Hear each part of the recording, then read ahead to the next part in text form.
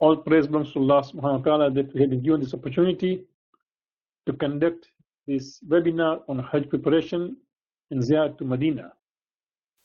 I would like to first of all congratulate all of you who are planning to go for Hajj this year, especially those of you who already have received the visas and are almost ready to go. Please pray for those who are still struggling to get their visas or those who might have other obstacles on their way. We pray to Allah subhanahu wa ta'ala that may Allah make it easier for them to go for Hajj this year, inshallah. Those of you who have been to Hajj before, then may Allah accept also your Hajj, which is maybe a Niyabat Hajj. Or today we will discuss two main aspects. One, importance of Ziyarat to Medina, because many of you, inshallah, will be heading to Medina first. And then also we'll discuss about some of the preparations which we need to do before going for Hajj. On account of limited time, we will not get into the details of Hajj massage itself. Just keep in mind, as far as the Hajj massage are concerned, provided you have some questions which are important, you could not get the answers from the books or from the scholars, then you may write the questions if you have the answers. Or alternatively, you can send us an email, inshallah. This is preparation for the Hajj and also the benefits of going to Medina and the significance. Hajj is an important pillar for the deen of Islamic devotion. It involves traveling to Mecca in Saudi Arabia and spending a few days there in order to participate in various religious devotions. Once you go to Mecca, of course, we will have Umrah Tamattu as we enter Mecca. That time that you go, Tamattu will be doing Tawaf again.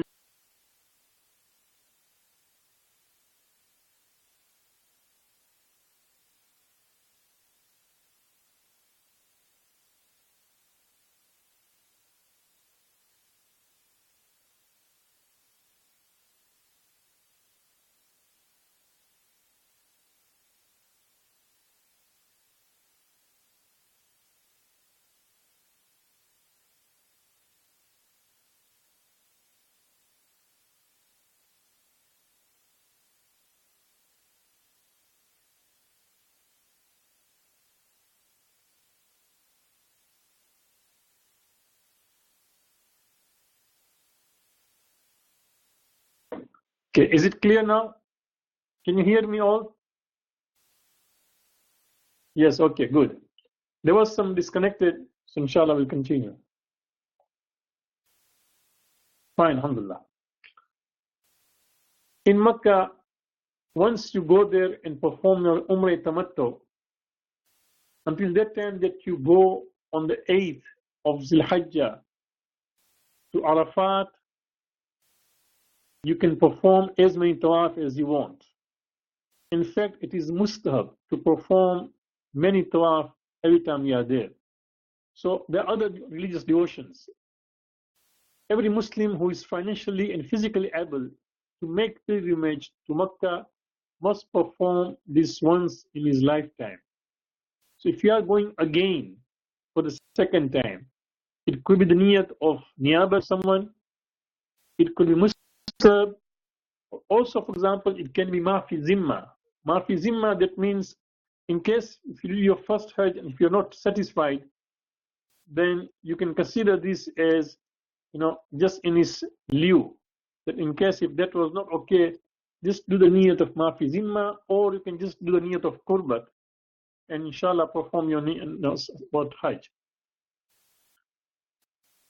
Allah subhanahu wa ta'ala says in the Holy Quran, Ayat 97, Surah Al-Imran, وَلِلَّهِ عَلَى النَّاسِ حِجُّ الْبَيْتِ مَنِ اسْتَطَاعَ إِلَيْهِ سَبِيلًا. In pilgrimage, the house is a duty unto Allah. It is our farida, it is our duty. For people, for everyone who is able to undertake the journey to it. So it is our duty that we in fact go there and perform this duty. So it is very important that if you are going there for your first Hajj, this is a wajib Hajj, go there, try to learn the rules, make sure that you are prepared. And you're attending this seminar also is one of the preparation for the same Hajj. Today's agenda, of course, based on time, we'll try to see why prepare for Hajj, preparation before departure, essential things which we need during the trip, Ziyarah to Medina, things needed on the holy places, at the holy places, spiritual benefits of Ziyarah and Umrah. If time permit, of course, zikr during Umrah tamattu, just basic laws. I don't think we'll reach about outside Ziyarah in Makkah, but we'll also discuss about some of the things, the fiqh masails, especially saying prayers with Ahl Sunnah and also saying prayers on board. So before you depart, make sure that you are mentally and spiritually prepared for Hajj. When we say mentally prepared, that means you are psychologically, you know that you are going to Hajj. This is an essential part. This is a wajibat, it's a devotion. As we say our prayers, we are prepared, we perform wudu, we make sure that our clothes are parked, the place is mubah, we say our prayers. Hajj also is a wajibat, but it takes longer. It requires physically moving from one place to another place, all the way from your city to Makkah and then go to Arafat and Mina. So these are all devotions. You are prepared for that. Spiritually, as we'll discuss about what the meaning of spiritual preparedness. Make sure that your will and last testament is ready. It is important that before you leave, your wasiyat, your will and last testament is ready with your family, or just leave instruction, for example, in the deposit box, you have kept it. Free from people's rights. This is the best opportunity to email, telephone, text your friends, let them know that you are going for Hajj. We live together, we work together, we did business together, we played together, we studied together, and on account of that, there may have been some kind of misunderstanding, or sometimes certain things are done. I seek your forgiveness. I would like to go for Hajj when my plate is clean, right? My slate is completely clean. This is the best time. Our experience show that people are generous, understanding, they would sincerely forgive you. So don't wait until we die, for example, for this. Let's do it now. This is the best opportunity. Now just take that stand and have that kind of ability and strength to just pick up the phone and talk to somebody you had disagreed. You might have said when that happened that, or my dead body, I'm not going to talk to him until I die.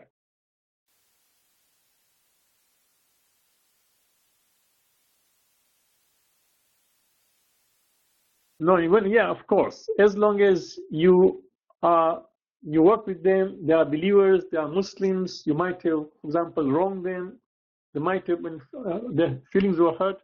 Yes, indeed. Do talk to them, email them, whatever is possible. This is the best opportunity, right?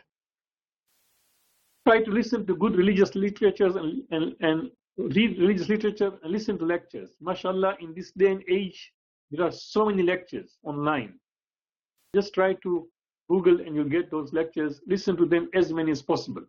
Every speaker, every lecturer, every scholar has something to offer. So do that. It also depends on you. If you are the one who support your family, your children, your wife, your mother, your parents, right? Make sure that you made due arrangements during the time you are away. It should not happen that when you are in Makkah, you are in Medina, you get a call. You are going there for devotion, for ibadat. You should be free of all this kind of tension. So just make due arrangements and try to then tell them that, no, please, these are the arrangements done. We will see you when I come back. Just try to spend your time as much as possible in ibadat and doing amal. Men folk to practice wearing ihram. Those of you who are going for Hajj for the first time, brothers, let me tell you one thing.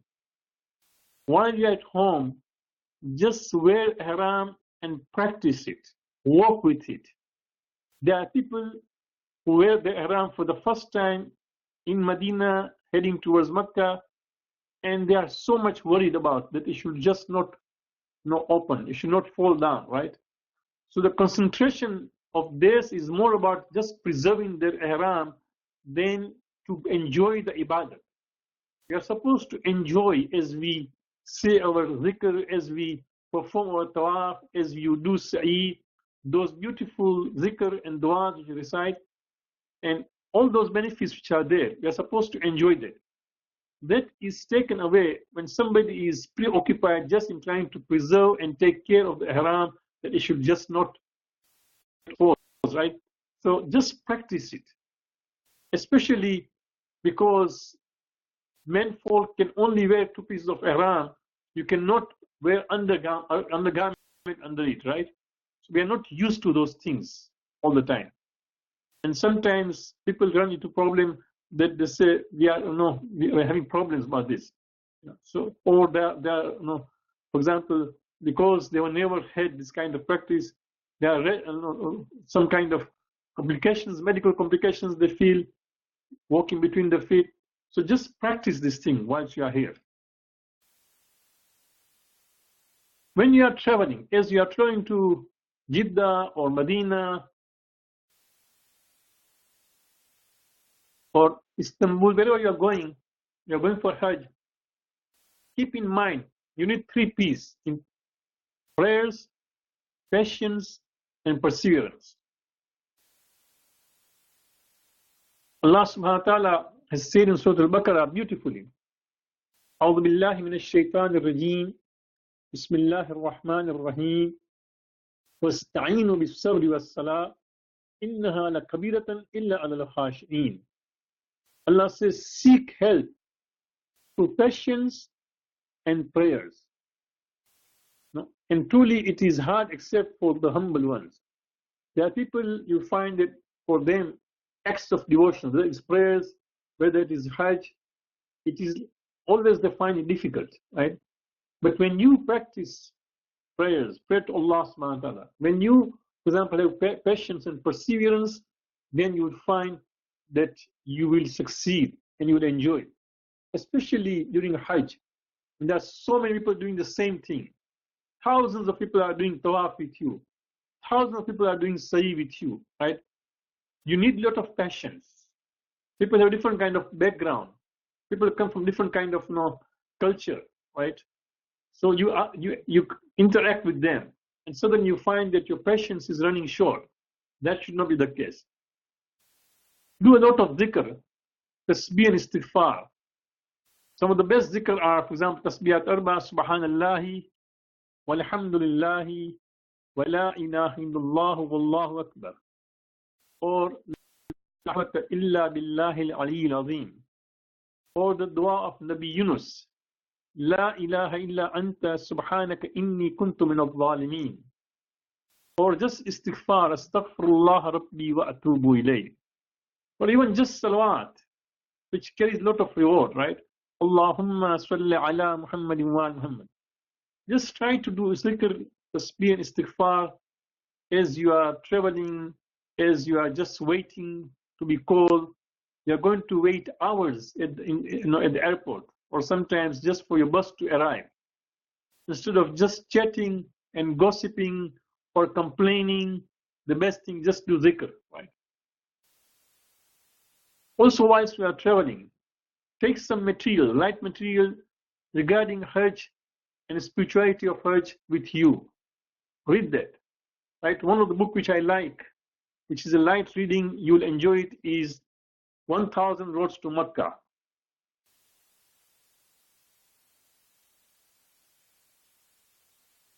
It's a beautiful book. It gives you the history. Those people who, over 1,000 years, as they were traveling to Makkah, what were the experiences? People who prepared their travel journals. From the journals of travel, this person, Michael Wolff, has in fact written a book, 1000 Roads to Makkah. You can just go on Amazon and try to order it. It's a light reading, right? You'd enjoy, you'd appreciate, for example, what people went through as they were going to Makkah and how easy it is in this day and age. So try to read something good. There is no time to watch film while you are flying to, for example, towards, if you are flying to Jeddah or anywhere, or for example, just read other magazines. Those things can be done later on. Just now, as you are flying to Istanbul or Dubai or London and then going onwards to, for example, Hajj, just read certain good material, or listen to lecture, right? Take good rest whenever you can. You need a lot of time. You need good health. You need good rest, and be prepared for that. So as you are going to be, for example, in Arafat and Mina, you'll keep away. So just now, when you get the time to rest, do rest. When you go to, for example, Medina, it'll be so exciting that you like to prepare, stay there longer. You would like to, for example, go and say your salat in the best place in the Fajr, during Fajr. So because of that, because you would like to say your salat near the Imam or inside the masjid, you need to go so early, maybe 2 a.m., 2:30 a.m. to get a good spot. And that's why you are going to have less rest.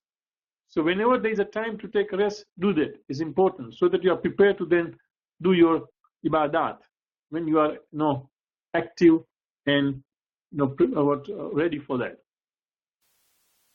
Train to be humble.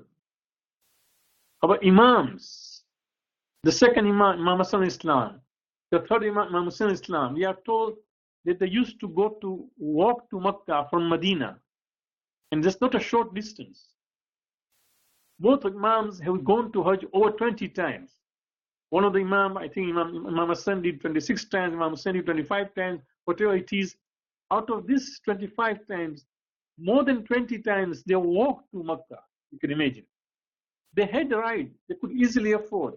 But just to show that humbleness, because they are going to the most sacred place in the presence of Almighty Allah, right? That is Khana Kaaba, they would walk. So let us try to train ourselves to be humble as we are heading towards Hajj. As we are traveling, do we need to say prayers on board, or we can do qada upon arrival? Now this is important. People ask this question. As you are flying, for example, to Istanbul or to Dubai or to Jeddah, wherever you are going, right? People say that, okay, now that we are saying our prayers, we are flying, there is no place to say prayers, or there is difficulties, there are restrictions. Should we just say our namaz when we reach our destination, or should we say namaz on board? So the answer is, if you are scheduled to arrive at your destination early enough to go through security, perform wudu, determine qibla, and find a suitable place to say your prayers, then you're allowed to say your prayers at the destination. That means you can wait, right? Provided they do not get qaza. If no, the qaza time is going to be there whilst you are flying or before you reach there, then you must say your prayers on board, on the plane. It's a must. There is no choice. The question comes, what should we know? We just share with you a few points. Of course, we strongly recommend you to talk to your scholars locally. Talk to your scholars and make sure that you know the answers, know things. We will just share with you only a few points, this point form. They are very general. Say Qasr Salat on board, except if you are a frequent traveler, somebody who travels a lot. According to Ayatollah Sistani, if you are traveling more than 1/3 of the year, that means say 120 days, 125 days, if you are traveling on the road, then you are Kasirul Safar. Otherwise, no, you are not Kasirul Safar, then you'll say Qasr Namaz, right? If you have to say your prayers on board, it is Qasr Namaz. For Zuhr, for Asr and Isha, it will be Qasr Namaz. Of course, Maghrib and Fajr will be still 2 and 3 and 4, 2 rakat, right? Complete Namaz. When traveling, it is advisable to maintain tahara of your body and clothes till at least prayer time. So for example, you are going to fly out around 1 p.m. Namaz is 1:30 p.m. Or you are flying out at 11 o'clock. Namaz is at 1:30 p.m., right? So try to maintain, if possible. Make sure that your clothes, your body is tired. What we mean that, for example, if you have to go to the washroom before prayer time, after you left your home, then it is important that you keep yourself tired. We are coming to the other discussion. Sister, we'll discuss about it now. Okay, so make sure that you maintain your tahara. Okay, for those who can retain their wudu for longer time. Now, sometimes people cannot. People have got some kind of restrictions as you age, right? There are problems and complications. But let's say that if you can retain your wudu for a longer time, it is advisable to perform the wudu with the niyat of qurbat ilallah, seeking nearness to Allah before departing. One can, of course, perform wudu on board also. Wudu can be performed using spray bottle or in the washrooms in the airplane, right? Now, how to perform wudu using spray bottles? Just Google how to do wudu using spray bottle. And you will find a small clip there which will show you. It is instructions, okay?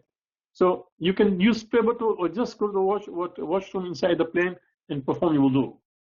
Ensure that the prayer time has begun. When you say your prayers, make sure that prayers begin to say your prayers. There's an app known as, you can download from the site halaltrip.com. Just go to halaltrip.com and download an app. This will help you in finding that it will tell you timing of prayers from the time you left your place, and accordingly you can follow. Just try and do some precaution. For example, if your flight has been delayed, then add those minutes. Or for example, it says this is the time of Zohar, you can wait another 10-15 minutes before you say it. But this will help you, right? Halal Trip, just download this app on your phone, and before you go, don't wait till before that, just feed in your flight details. It will give the details, because sometimes what happens is as you fly, there is no Wi-Fi, right? So then you will not be able to, for example, say, just feed in your details once you download the app, and it will give you the timings of your prayers as you are flying. So try to follow that.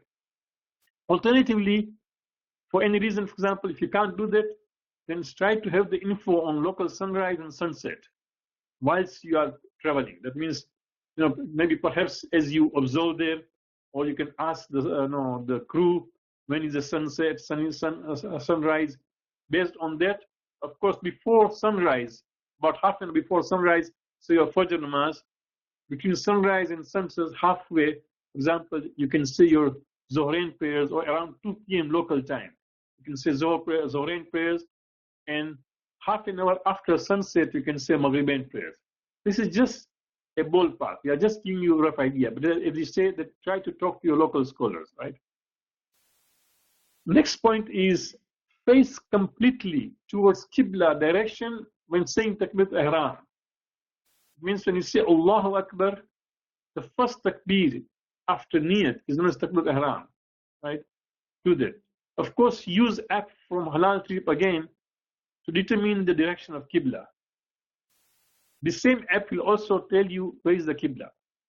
Those of us who are flying from North America, invariably, as you are flying, for example, to Europe from North America, right? You are always facing northeast. So that means your flight, you are already facing Qibla. Your flight is going towards Qibla. Because what happens that as you are flying from North America to Europe, it flies over the North Pole, right? So try to just know the Qibla. Alternatively, you can use TV screens in the airplane, or ask member of the crew about the direction to Mecca, right? If you know how to use those TV screens, you can do that. Do not be concerned about the change in the direction of the Qibla in the airplane whilst you are saying your prayers. Of course, you will again determine Qibla direction when you begin the next prayer, such as Asr prayer, or after Zohar or Isha prayers after Maghrib. So before every prayer, even if you are going to say Maghrib and Isha, together, Zohar and Asr together, but before every prayers, make sure that you determine the Qibla before you start the prayers, right? How do you say your prayers? The question curve. Now again, please do seek advice from your scholars. We're just giving general guidelines. I'm not your scholar, so make sure that you seek advice to your local scholar. But general guideline is, where possible, observe all qiyam, that means standing, ruku, that means bowing, sajda, prostrating, and qu'ud, positions required in salat. Try to do this. Can be done in the exit. For example, if you've got an exit row whereby there's enough space, right, to say your prayers. Or, for example, the designated places in some of the flights, some of the airline, Iran Air, Saudi Airline, I don't know about no other Ittihad or not, what Emirates does it or not. So if there are places, you go and say prayers there. Otherwise, just after saying your Takbir Ihram in the state of Qibla, you can just sit on your assigned seat and say the prayers, right? Instead of standing, for example, you can do the isharatan through gestures. There are 4 positions in salat. One is standing, one is sitting, one is bowing, one is prostrating. So you can say, for example, sitting straight is in lieu of standing. Slightly tilting is in lieu of sitting. Slightly bending is in lieu of ruku. More bending is in lieu of sajda, right? Now, of course, you should know there is a difference of opinion between scholars. Some scholars believe that no, you should in fact say your prayers, take the permission, and say the prayers in the aisle. Some scholars believe that no, you go back the place where they serve you. For example, there are those kitchen, there are places there with the permission. Go and say your prayers there, right? Some people even say that no, say your prayers in the bathroom, although it is makruh, but say in this case you do that, right? But some scholars, for example, Maulana Sayyid Ahmad Rizvi, who is a scholar here in Toronto, he says that post 9/11, there is a lot of problem. There's Islamophobia. If you were to do this kind of things, there'll be a backlash. No, you can just need some nasty passenger to make your life difficult. So he advises that once, for example, if you're not in exit row whereby you can say your prayers properly, if you've done your Takbiratul Ihram, facing Qibla, standing, just sit in your seat and say the prayers as we indicated. So again, it's very important, talk to your local scholars and seek advice. Okay? But don't make your salat qaza, that is important. Now, spiritual aspects of ziyarat. Inshallah, once you fly, you reach Medina. There's the first spot, many of you are going to go there. So you are going to go for ziyarat there. What should be your niyat? Your niyat will come to you just now. You'll see what Imams are saying. Okay. What are we trying to achieve? Ask this question. As you are heading, I know, of course, when you go to Hajj, automatically ziyarat is part of the package. The group will take you to Medina first. Or sometimes the group will take Medina after the Hajj. In any case, Medina is part of the package. So we go there. But ask this question. What are you trying to achieve? Once you ask those questions, that will help you form your goals. It will help you form your objective. As you are in Medina, as you are there, you will check that are you achieving, are you covering your objectives or not. So to have the hadaf, that goal, is important. And that will only come when you ask this question, what am I trying to achieve? And am I deriving what I wanted to achieve? It's very important. What is the significance of visiting the Haram? You are going to go in Medina, visiting the Prophet, you'll go to Jannah al-Baqi, you'll go to Masjid al-Quba, for example, in Medina, outside Medina, right? Masjid al-Zu Qiblatain, you'll go inshallah to Uhud. Those places, what are the significance of these places? Try to make sure that you read yourself, and once you realize the merits and significance of this, then you will find that pleasure and that joy of being those places. So make sure that you don't miss. How can Ziyarat trip help our spirits? Okay, I go to Ziyarat, how will it help me? It will change me. I'm a different person. I always adored the Prophet, but I've never met him because time has kept me behind, right? At least I'll go and visit him as if I'm visiting him personally. So it will make you a different person. You want to show your reverence to the Prophet. Just now, as we look at the next hadith, we'll give you an idea, right? So, how will this help your spirits, right? Reflect on the passage, when you go into haram. For example, as you are going to any haram, whether it is Medina, whether you go to, for example, Sham, you go to Makkah, you go to Karbala, there is a short dua we recite, right? It says, Bismillahi wa billahi, wa fi sabilillahi, wa ala millati rasulillahi, sallallahu alaihi wasallam, rabbi ghfirli, warhamni, wa tub alayya innaka anta tawwabur rahim. These slides, inshallah, will be posted on our site, so you can look at later on. Try to memorize these lines. Bismillahi, in the name of Allah. Wabillahi, and with the help and strength and tawfiq of Allah. In the name of Allah, wabillahi, wa fi sabilillahi, and in the path of Allah subhanahu wa ta'ala. Wa ala millat Rasulullah, and on the creed and practice of the Messenger of Allah. So do you see the first three? Bismillahi, wa fi sabilillahi, wa ala millat, Bismillahi, wa billahi, wa fi sabilillahi. The focus is Allah subhanahu wa ta'ala. The devotion is Allah subhanahu wa ta'ala. No. Wa ala millati, and then on the creed of the Prophet, right? How would Prophet do? Rabbi ghfirli, oh Allah, forgive me. Warhamni, and have mercy on me. Watub alayya, innaka anta tawwabur rahim. And just turn to me, turn towards me. Now that I've seek forgiveness, turn towards with me, towards me with forgiveness and mercy. Innaka anta tawwabur rahim. You are all forgiving, all merciful, right? So you have headed towards Allah. Your focus is towards Allah. Your devotion towards Allah subhanahu wa ta'ala. Now you are saying Allah also will turn towards you. Watub alayya, accept my tawbah. Turn to me, O Allah. Right? I have left my family, I left everything. I'm just now turning my face and myself and everything towards you, towards your house. You also turn towards me and accept my tawbah and my forgiveness and have mercy on me. Okay? Reflect on this thing. If possible, say, Rabbi ghfirli, you can add that. Rabbi ghfirli, forgive me, wali walidayya, and my parents, wal mu'minina, and the believers, warhamna, and have mercy on us, watub alayna, and turn toward us, innaka anta tawwabur rahim. So you slightly change it to make it into a plural form to include your parents and other believers. Okay? It's a short dua, you can easily memorize it, but every time you are heading towards the haram, you read this thing, it will just keep your focus. It will keep you focused, right, as you are heading towards the holy place. Niyat, an objective of the ziyarat. Purify intention. Having ikhlas is very important.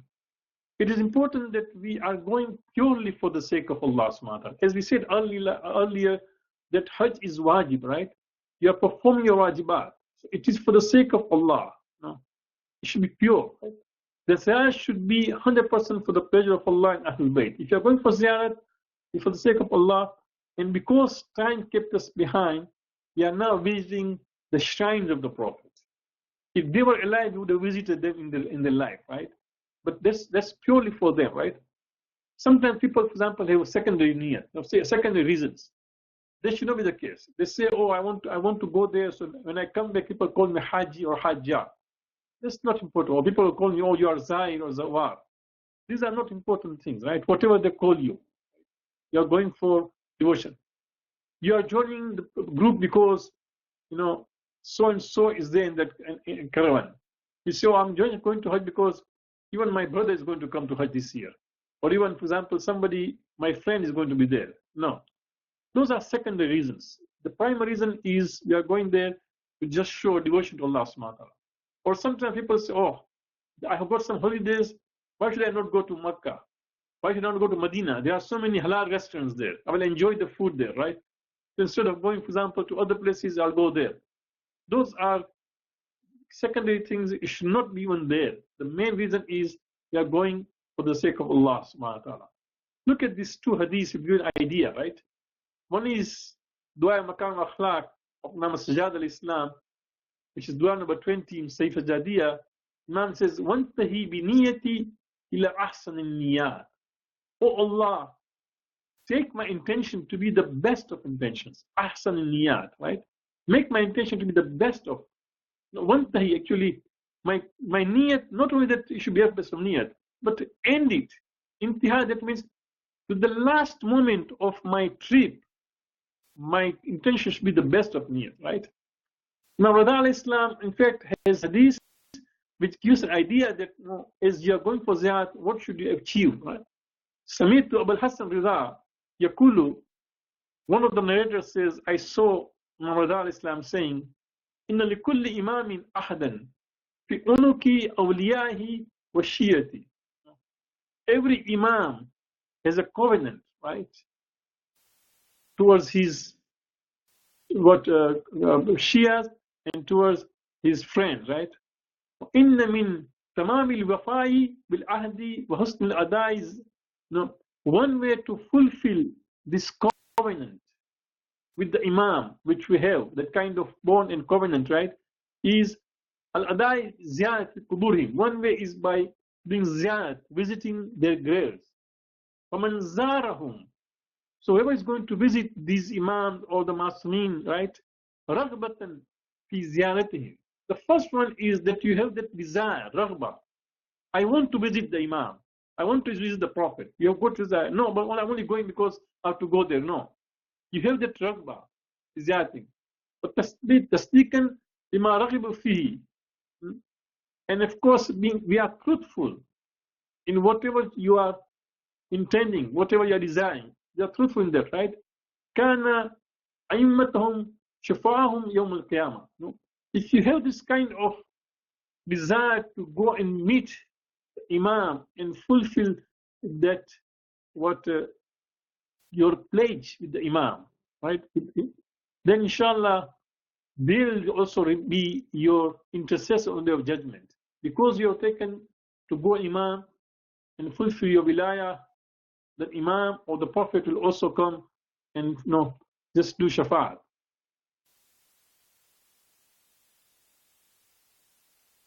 Rewards of Medina Ziyarat.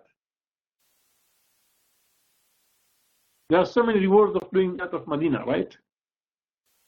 Prophet said, on the day of judgment, I will visit one who has performed my ziyarat or the ziyarat of anyone from my progeny, till I save him from the terrors of that day. It will be my duty to save them from their sins. On the day of judgment, I will intercede for those who have come to my ziyarat. On the day of judgment, I will turn away from those who had come to Mecca for Hajj, but did not come to Medina for my ziyarat. Those who die in one of the two harams, Mecca or Medina, will be resurrected with the companions of the Badr on the day of judgment. So what we have done is we have just put the points, because we have limited time. We just give you points. You can see the benefits, right? So have the desire, have the ragbat of trying to achieve these things. That I want to be the Prophet, right? The Prophet says, if you do this thing, in return you can see these are the rewards. The fifth Imam says, Ziyarat of the Holy Prophet is like performing purified Hajj with Rasulullah, subhanallah. You know what it means? If you have the ragbat, desire to go to the Prophet, if you do perform the Ziyarat of the Prophet, then the Imam Bakr says is like you are performing a Hajj, which is a purified Hajj, an accepted Hajj with the Prophet. That is the reward. Paradise has for those who go for Ziyarat. Imam Sadiq says one day when Imam Hussein was sitting on the lap of Rasulullah, his grandfather, he looked up and asked, Father, what is the reward for one who performs Ziyarat after your passing away? Imam used to refer to Rasulullah as a father, although his grandfather. Allah's Messenger replied, my son, one who performs my Ziyarat after my passing away will be rewarded with paradise. One who performs the Ziyarat of your father, that means Amirul Mu'mineen, after his passing away, will be rewarded. One who performs Ziyarat of your brother after passing away will be rewarded with paradise. One who performs Ziyarat after passing away will be rewarded with paradise. Just 1 minute, just a minute.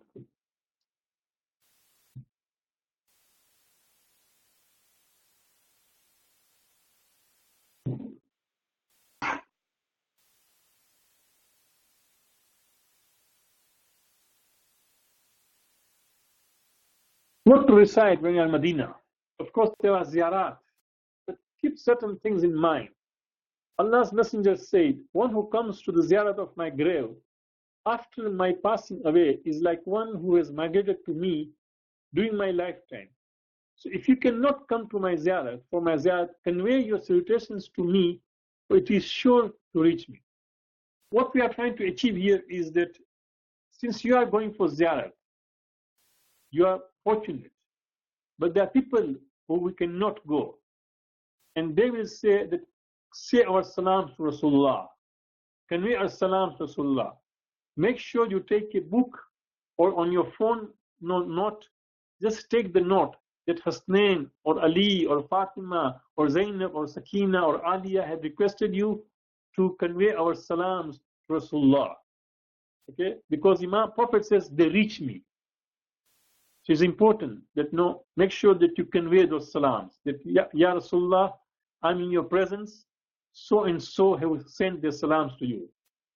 Amr ibn Abdullah said to Imam Sadiq al-Islam, I paid 2 to 3 extra gold coins to my camel carrier to take me through Medina. Imam replied, you did well. How easy this was for you. In other words, you just paid golden coins, it's worth it, Imam says. How is it?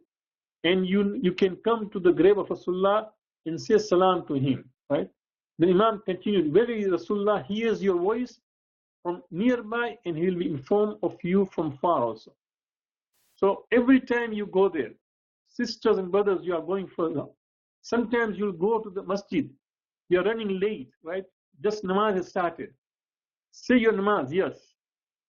Or otherwise, just even face, just turn towards the grave, say Assalamu alaikum ya Rasulullah. Just, it takes only few seconds, right? Just do that and then go for your prayers. As you are going to Masjid Nabawi, you'll pass by Jannatul Baqi. On the way, you may not have time to go inside, or there are restrictions. Just stand there for a minute or two. Greet Bibi Fatima. Assalamu alaikum ya Fatima Zahra. Assalamu alaikum ya Immatul Baqi. Assalamu alaikum ya Hasan al-Mujtaba, right? Greet them because they hear those things. Right? The last line of the short ziyarat of Rasulullah taught by Musadik, you'll find in the books there are ziyarat, right? The last line is interesting. Keep this in mind. Ya Muhammadu, inni atawajju ila Allahi rabbi wa rabbuka bika liyaghfira li dhunubi. See what it means, brothers and sisters. Although you are talking to Rasulullah, although you are doing ziyarat of Rasulullah, but don't forget, see what we are saying. Ya Muhammad, O Muhammad, that means Rasulullah. Inni atawajju ila Allahi rabbi wa rabbuka. I will turn to Allah, your Lord and my Lord. Bika, through you. Liyaghfira li dhunubi. So that He forgives me. Who is He? Allah forgives me. Brothers and sisters, not that Prophet forgive your sins. When you go to Rasulullah, you are talking to Rasulullah, but still Rasulullah is a wasila, is just a means to reach Allah subhanahu wa ta'ala. The goal, devotion is Allah. Don't forget. Bismillahi wa billahi wa fi sabilillah. Right, we say. So, in the name of Allah, with the help of Allah, and in the path of Allah, right? So you can see here in the ziyarat, you will read this line, which says clearly that we are turning to Allah through the Prophet. Dua at the grave of Rasulullah. Again, we have been taught. Imam Zainul Abidin used to recite this thing. Allahumma inni asbahatu la amliku nafsi khayra ma arju laha wa la adfa'u anha sharra ma hadaru alayha. Right? Oh Allah, I find that I do not have the power in myself to attain the good I hope for, nor do I have the power to avert the harm I fear. And I find that all affairs are in your hand. Wasmatul umura biyadika. All affairs are in your hand. And that there is none more than needy than I. Right? Inni lima anzalta ilayya min khairin fakir. This ayat of Quran, the last part is the ayat of Quran. No, ayat number 24, surah number 28. I am in need of the good that you have given me. Do you see? Again, this is the fourth Imam, right? Just talking to Allah. And this is at the grave of Rasulullah. We are not talking of Khana Kaaba. We are in Medina. Imam Zain al-Abidin went to Medina near the grave of Rasulullah. This is the dua I used to recite. So keep this in mind, brothers and sisters. Continue, right? I'm not going to spend much time. This dua will be there on the slide. It will be posted, inshallah. The slide will be posted by today or tomorrow, inshallah. You can check it. Okay. We can also share with you. If you need later on, you email us. We'll share with you, so you can put on your templates, on your, for example, on your tablets. You can do that. We'll continue. At the holy places, ensure that your wajibat are performed. This is very important. All your wajib, right? A lot of zikr, the station of the Quran. Recite as much as Quran as possible. If you cannot complete the Quran, just a group of you. Let's say, for example, 2 of you can say the Quran, half by you, half by us. If you can't do that, 3 of you, 10 sipars are easy. If you can't do, for example, 4 of you, right? If you can't do, for example, 6 of you, just try to complete the Quran during your trip. There's a lot of reward, right? A lot of reward, especially whilst you are in Makkah. Just try to get along with your group and just say that we will complete the Quran together, right? The zikr, as we said, 5 kinds of zikr. Try to recite, right? Which are those? Again, Subhanallahi, walhamdulillahi, wa la ilaha illallah, wallahu akbar. Number 1. Number 2, La hawla wa la quwwata illa billahi al-azim. Number 3, La ilaha illa anta subhanaka inni kuntu min al-zalimin. Number 4, Astaghfirullah rabbi wa atubu ilayh. Number 5, Allahumma salli ala Muhammad wa ala Muhammad. Try to recite this again and again. Reflect and ponder over the holy sites. You are in Makkah, you are in Medina. Know that no prophet used to just walk around there. Imam used to be there, right? Millions and millions of Muslims since the time of Prophet of now have passed through the same lanes and same places and same place. So you are so fortunate, so lucky, right? Reflect on that thing. Just try to be filled with awe and reverence as you do this thing. Historical sites and their importance. Read about that, right? Meet fellow Muslims from different backgrounds. The good thing about that, you are going with the group, they make all the arrangements. But unfortunate that sometimes people just try to stick around them. No. Once you are saying your prayers in Medina, in Mecca, somebody on your right, somebody on the left, talk to them. Right? English is an international language. Everybody tries to communicate. Meet with Muslims from different backgrounds. Also take necessary rest, as we said earlier. Take gift back as recommended, but not spend a lot of time in shopping. It's mustahab to take the gift back for your family, from your friends, right? For your neighbors. Lot of reward, there is no doubt in it. But just, for example, use maximum, I would say maximum 1 afternoon. Just get over it, right? Alhamdulillah, everything we have here is just very symbolic. Don't spend a lot of time just shopping and just arguing and debating and negotiating, right? These are just the slides. On the left, for example, is the house of Bibi Fatima in Medina. Unfortunately, the Saudi authorities would not allow you to go there. On the right is the Khaybar, picture of Khaybar, which was Fadak, on the Fadak place in 1972. You can see. Again, all those are out of bounds in present day, Saudi Arabia. This is, inshallah, the beautiful Masjid of Medina. Inshallah, all of you who are planning to go for Hajj and Umrah, Medina, inshallah, you reach there safely. Don't forget us in your du'as there. Try to derive spirituality. Use the du'as of wudu to train yourself. There are beautiful du'as which you recite as you are performing wudu. Try to read those du'as, understand them. That helps you to develop your spirituality. There is a beautiful dialogue between Imam Sajjad and Shibli. Again, just Google, go to online, and just write dialogue between Imam Sajjad and Shibli. It's beautiful. It will prepare you spiritually, right? If Hajj trips require so much preparation, imagine the preparation for Akhirah. Just, for example, this is a good point that when you are going to Hajj, just for a few days, 10 days, 12 days, maximum 15 days, sometimes 20 days, it requires so much preparation Imagine the preparation for the hereafter, which is even the long life, right? So make sure that all of us also prepare for akhirah as we are preparing for this world.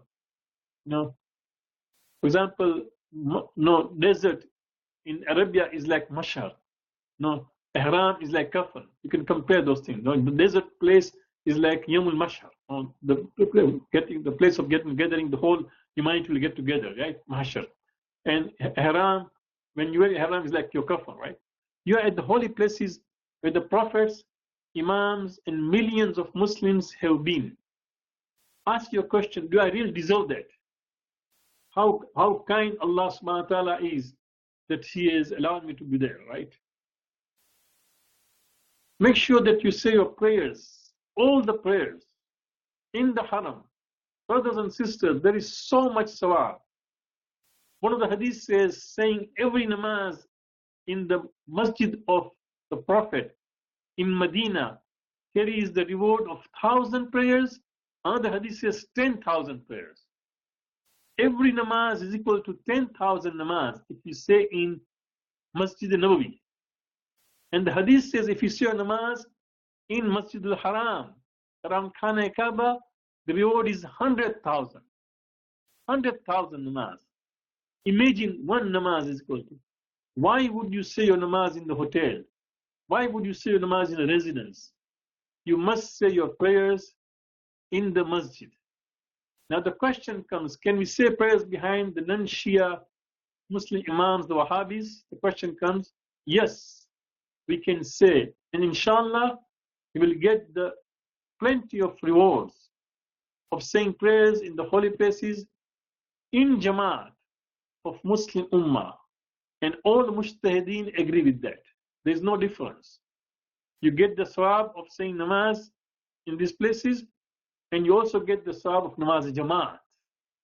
Although you are saying namaz behind an imam who is not a fellow of Shia Isna Ashari. Are there rules? Yes, there are rules. And these are the things we will just discuss and end the discussion today. Okay, very quickly. Number one, with the exception of Maghrib, all prayers you can say with them, their timing and our timing is fine. You can say Zohar namaz with them, you can say Asr namaz with them, you can say Isha namaz with them, you can say Fajr namaz with them. Their timing and our timing is same. For Maghrib, their azan happens at sunset. Our namaz is about 12 to 15 minutes after sunset. So either you say namaz with them at our time with them and repeat your namaz. Or sometimes, my observation is, alhamdulillah, Allah has blessed me to go for Hajj number of times.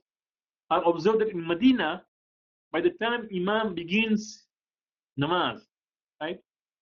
And from the azan time and namaz time, there is 12 minutes passes by. So just make sure, for example, keep your watch with you.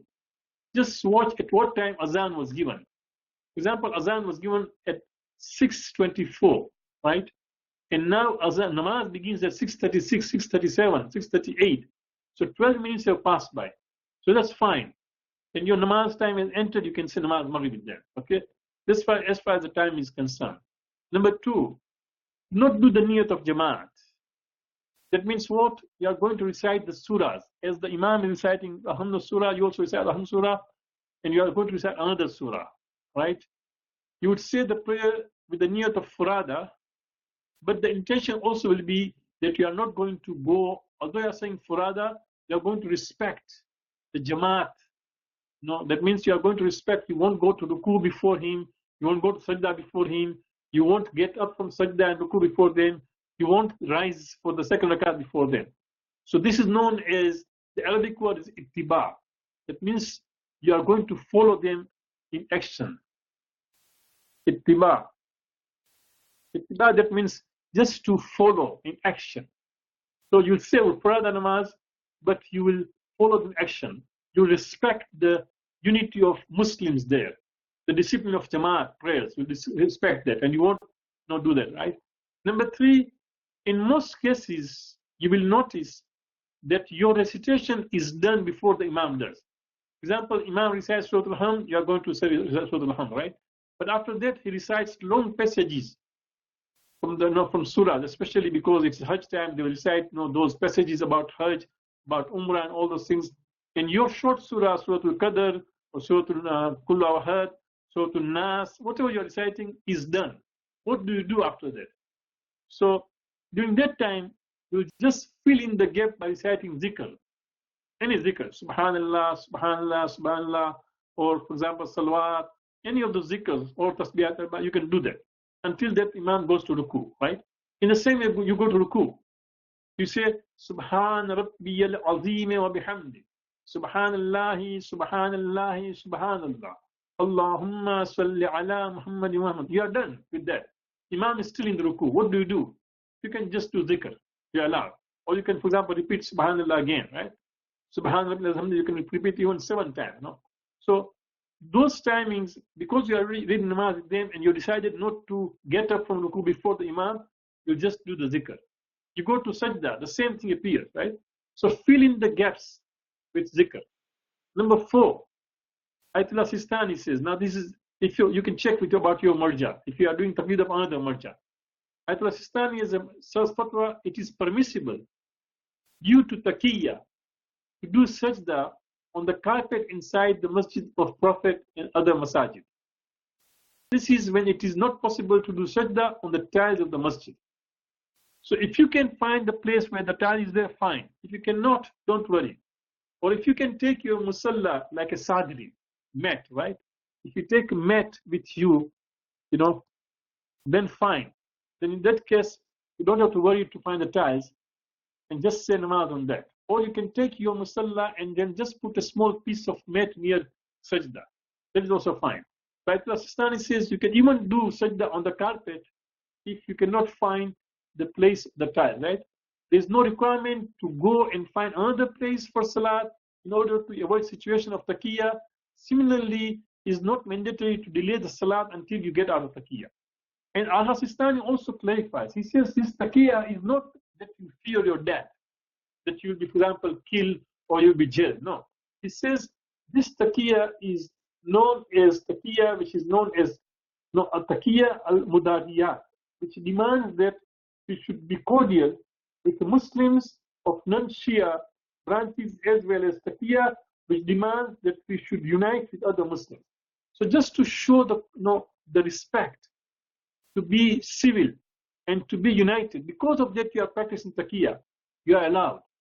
So this is as far as saying namaz with them. The time is over.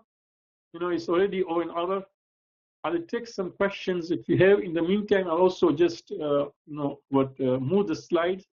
Inshallah, these slides will be posted on our site, inshallah. Any questions you have, you can now just write on the side and I'll try to answer.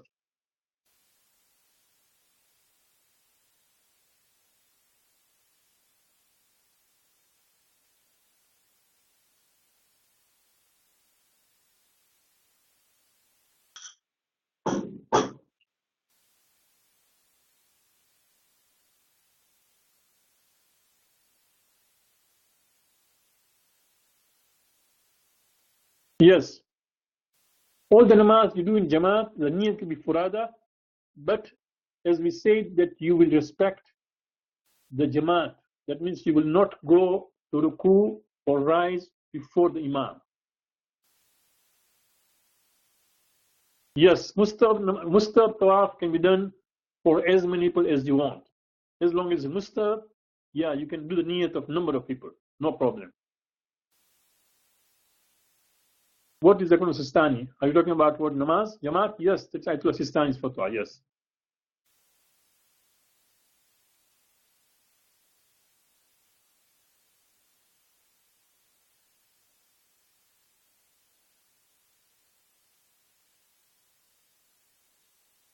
Any other questions?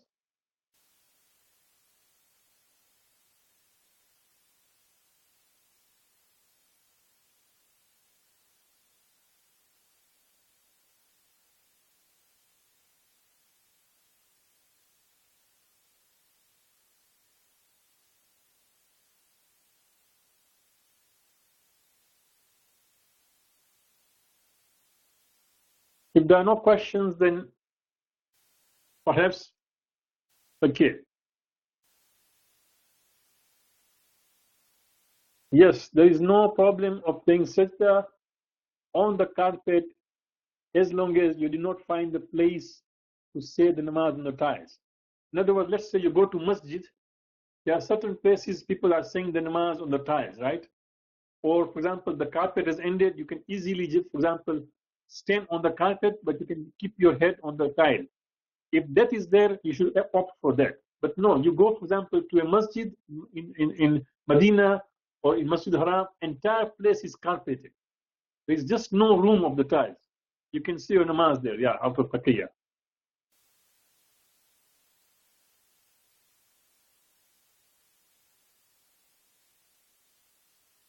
Yeah, once Imam is reciting long passages after you've recited your short surah, can you remain silent? Yes, you are allowed silent. You can remain silent if you can concentrate. Or you can. The best thing will be that after your short surah, try to listen to Imam and even read with him. Let's say he's reciting some famous ayat of Quran, which you are familiar with, right? You can recite with him because in our fiqh of Jafari, in namaz, you can recite extra Quran. So Surah Al-Hamd has been recited, the short surah recited, and now we are reciting extra Quran with Imam. You are allowed to do that. Do you get me? What you cannot do is, let's say that you recited your short surah and you recite another short surah. You can't do that. We can recite Surah Al-Hamd and one short surah. And then we can recite passage of the Quran. Are you with me? You can do that. Can you do sajda on wooden tasbih? Yes, as long as tasbih is flat, right? If there is a place which is flat. Sometimes if you do sajda on a wood tasbih, and those tasbih are just small beads, right? So not a flat place, then it can be ishkal, can be problemsome. So if there is a straight wood, fine.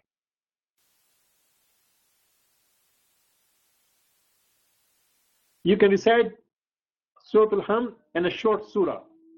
After that, as we say, recite zikr, or you can recite Quran along with the Imam. Whatever Imam is reciting, you can recite with him. But don't recite another short surah. Very good question. Can you recite Namaz Jummah with them? No. You recite Namaz Jummah with them, again with the niyat of unity. But after that, you recite your Zohar Namaz, okay? Go for Jummah prayers. Go and say Jummah prayers, but that Jummah will not be counted. You have to say your Zohar after that. Whether you say in Makkah, Medina, also in your local masjid in your city. Say, for example, in Toronto, in Mississauga, in Brampton, there is a masjid of Sunni. You go there in the Jummah times. You can recite with them out of unity, but say your Zohar after that.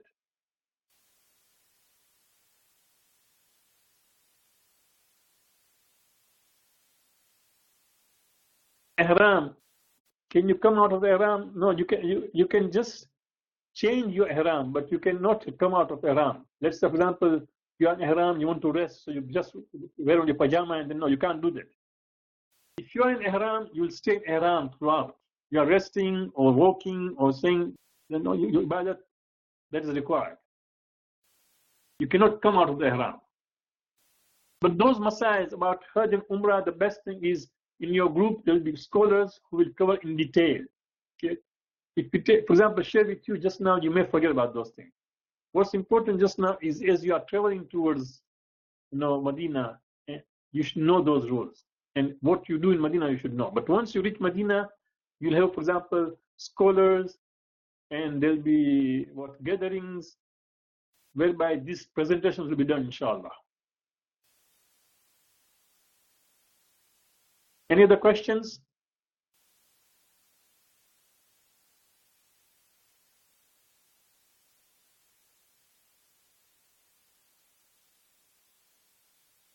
Yeah, if you need to go to the bathroom in ihram, the most important thing you have to do, brothers and sisters, of course, as far as sisters are concerned, you have no problem, right? Because they are allowed to wear the normal clothes, just the normal clothes, but or for example, white in color. Sisters can wear the full clothing as they normally do that, right? But clothes, just because it's very hot there, and it's about that. But for menfolk is very important. If you have to go to the bathroom while you're wearing ihram, the top part can be removed. Somebody who's standing outside can hold for you. This is what we suggest, the top part. The bottom part, take with you inside, okay, and just raise it, but make sure that it doesn't get najis. In many cases, there are no hooks there inside to, for example, hang those pieces. So as we say, that's why I practice wearing ihram. It's very important. Okay, it's very important when you do that.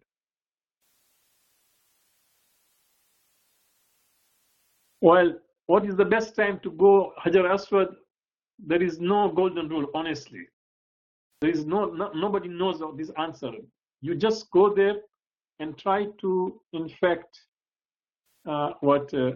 just see the situation.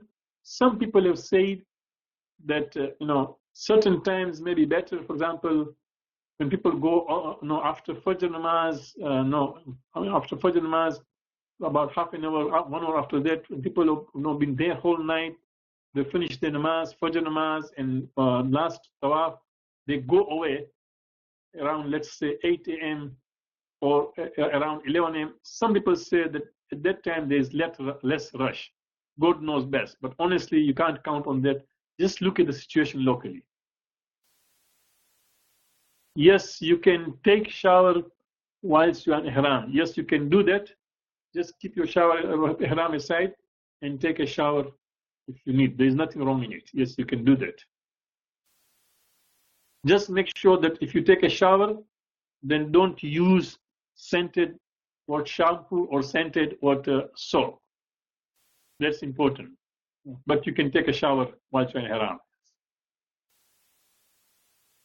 Yes, you can wear a pouch belt on ihram. In other words, if the ihram has, for example, a pouch in it, or if the belt is stitched, okay, you can do that. That's allowed.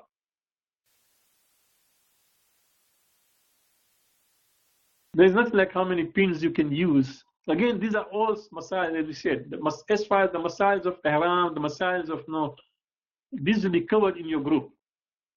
That takes a lot of time. You will just told there what to do. There are enough books. There's enough literature for you to look into those things. But yes, you are allowed to use pins with 1 or 2, whatever you think will require. Right? You can even use the belt to hold your cloth, the lower part of the cloth. You're allowed. Even if the belt is stitched, no problem. You can do that. But these are detailed masails will be covered, I'm sure, inshallah, in your group.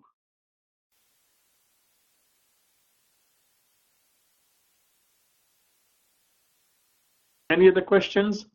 Okay, thank you very much again.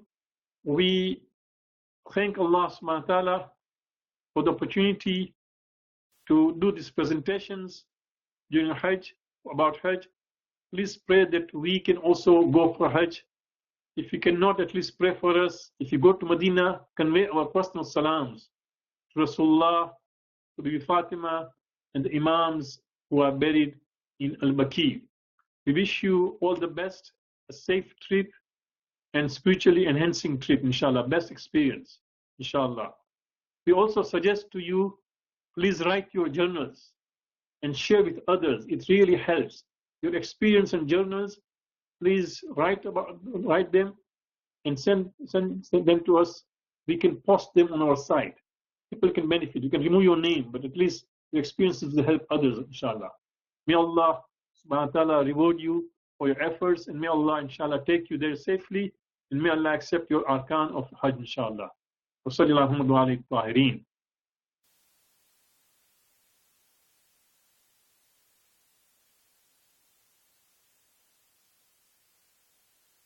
Well, as long as people who are there locally, there are two theories. Some people say the beggars in Medina, the beggars in Mecca are not real beggars. They are being sent by some other people. We don't know about it. The fact that they are begging there, they may be needy. So what you can do, you can share some with them. You can give them somewhat donations, some sadaqah, that's fine. But at the same time, make sure that you give your sadaqah to the needy mu'mineen in your city or in other places, for example, in Iraq, in Pakistan, Africa, you can do that. But I see no reason, no problem, for example, if you find beggars outside in Medina or Makkah who are there, you can give them. There's nothing wrong with it. Inshallah, may Allah accept that. Our idea is just to share our wealth with those with the needy. Again, have a safe trip, and inshallah, please pray for us that we can continue serving Islam through these webinars and through courses, inshallah, and through literature.